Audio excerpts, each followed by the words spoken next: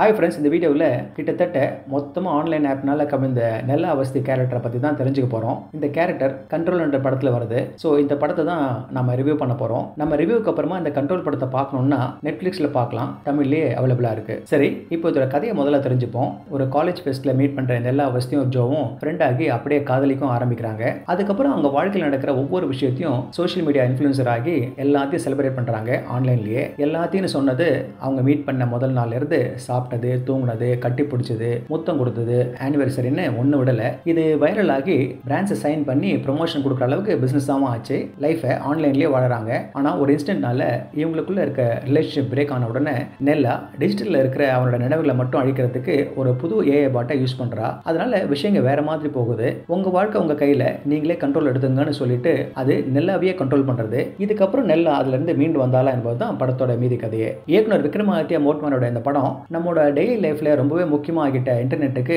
நாம கொடுக்குற ஒவ்வொரு அனுமதியும் நமக்கு எப்படிப்பட்ட ஆபத்தெல்லாம் கொண்டு வர போகுதுன்னு ஒரு வார்னிங்கை கொடுக்குது. நான் சொல்ல வர அனுமதி, முதல்ல ஒரு ஆப்பை டவுன்லோட் பண்ணும்போது நீங்கள் கேமராவுக்கு, மெசேஜஸ்க்கு, மைக்ரோஃபோனுக்குன்னு கொடுக்குற அனுமதி. அதுக்கப்புறம் டாக்குமெண்ட் கீழே இருக்கிற டேர்ம்ஸ் அண்ட் கண்டிஷன்ஸை படிக்காமையே கையெழுத்தோ இல்லை அக்செப்டோ பண்ணுறது.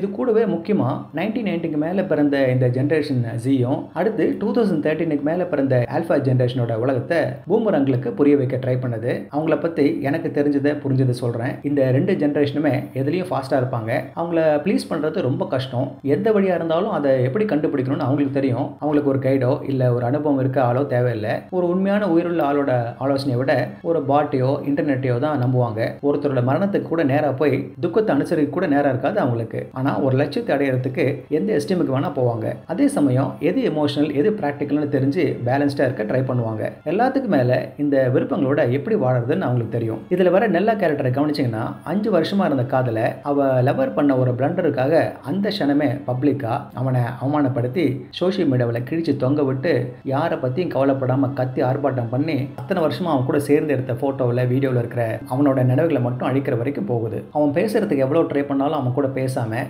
அவ்வளோ ஆத்திரமாக அழுத்தமாக இருக்கிறா. இந்த மாதிரியான கேரக்டர் தான் இந்த Z ஜென்ரேஷன். இதில் கூட பாருங்களேன், தனக்கு ஒரு பிரைவேசின்னு வச்சுக்காம 24/7 கேமரா மைக்குன்னு யாருக்கோ பர்மிஷன் கொடுப்பாங்களா? அதுக்கு மேலே மொத்த சிஸ்டத்துக்கு வேற பர்மிஷன் கொடுப்பாங்களா? இது ரொம்ப அதிகமாக இருந்தாலும் இப்போதைக்கு டைரக்டர் மேலே பழிய போடலாம். இந்த டைரக்டர் இன்னொரு விஷயத்தையும் பண்ணியிருக்காரு. ஒரு முக்கியமான விஷயத்தை ஒருத்தருக்கு சேர்க்கணும்னா பல வழி இருக்கு. இயக்குனர் இவ்வளோ அட்வான்ஸ்டாக படத்தை எடுத்துகிட்டு போயிட்டு இப்படி பண்ணி வச்சிருக்காரு. சரி, இந்த மாதிரி ஒரு பிரமேசை வச்சுக்கிட்டு இந்த கண்ட்ரோல் படம் நமக்கு ஷாக் கொடுக்குற மாதிரியோ இல்லை நாம ஜீரணிக்கவே முடியாத சம்பவங்களோ விஷயங்களோ இருந்திருக்கணும், இல்லை இருந்திருக்கலாம். சரி, அப்படி இல்லைனாலும் இந்த 98 நிமிஷம் ஓடக்கூடிய படமாக இருந்தாலும் எங்கேயுமே மந்தமாக போகாது.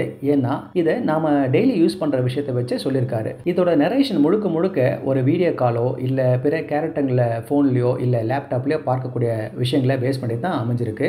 நாம் கன்ஃபியூஸ் ஆகிறதுக்கு சான்ஸ் இருக்குது. ஆனால் இயக்குனர் அந்த கிரிப் போகாதபடி மெயின்டைன் பண்ணுறாரு. ஒவ்வொரு விஷயத்தையும் டீட்டெயிலாக கொடுத்துருக்கிறதும் இம்ப்ரெசிவாக இருக்குது. இப்படி இருக்கும்போது படம் வேற லெவலுக்கு போய் ஒரு சரியான சம்பவம் பண்ணியிருந்துருக்கணும். ஆனால் கிளைமேக்ஸ் வர்றதுக்குள்ள கேஸ் எல்லாம் போயிடுது. ஆனால் அந்த லாஸ்ட் சீன் இருக்கே, அது நம்மளை உறுத்தும், மனசு வலிக்கும். ஏன்னா ஒருத்தர் ஒரு மன உளைச்சல் இருக்கும்போது பக்கத்தில் அனுசரணையாக யாரும் இல்லாமல் அந்த லேப்டாப்பில், ஸ்மார்ட் ஃபோனில் இருக்கிற ஸ்க்ரீனை பார்த்துக்கிட்டு திரும்பவும் ஒரு பொய்யான உலகத்தில் முழுகும் போது அடுத்து வர ஜென்ரேஷன் எமோஷன்னா என்ன, உண்மையான ஃப்ரெண்ட்ஷிப்னா என்ன, உணர்வுபூர்வமான காதல்னா என்னன்னு நிச்சயமாக தெரியாது, புரிஞ்சுக்கும் முயற்சிக்காது. இந்த படம் போகிற போகல சமீபத்தில் வந்த பல படங்கள்ல இருந்து விஷயங்களை கடன் வாங்கியிருக்கிறது தெரியும். அப்படியே இன்டர்நெட் இயக்கிற முக்கியமான டெக்னாலஜியை வச்சிருக்கிற பெரிய நிறுவனங்களோட நாம எப்படி எந்த அளவுக்கு பிரிக்க முடியாமல் கனெக்ட் ஆகியிருக்கிறோம் என்பதையும் நமக்கு நினைவூட்டுது. நெல்லாவை வர அனன்யா பாண்டே நல்ல ஒரு பர்ஃபார்மன்ஸை கொடுத்து படத்தை தனியாக நிற்க வச்சிருக்காரு. இருந்தாலும் அந்த முக்கியமான விஷயம் வெளிவந்த உடனே அப்படியே அந்த சுவாரஸ்யம் குறைஞ்சு கிளைமேக்ஸ் கிட்ட ஃபிசில் அவுட் ஆயிடுது. இப்படி இருந்தும் நீங்கள் மிஸ் பண்ணாமல் பார்க்கக்கூடிய படமாக அமைஞ்சிருக்கு. ஓகே ஃப்ரெண்ட்ஸ், இதே போல் இன்னொரு சுவாரஸ்யமான பட விமர்சனத்தோடு சந்திக்கிறேன். இந்த விமர்சனம் உங்களுக்கு பிடிச்சிருந்துச்சுன்னா உடனடியாக லைக் பண்ணுங்கள், ஷேர் பண்ணுங்கள். நன்றி.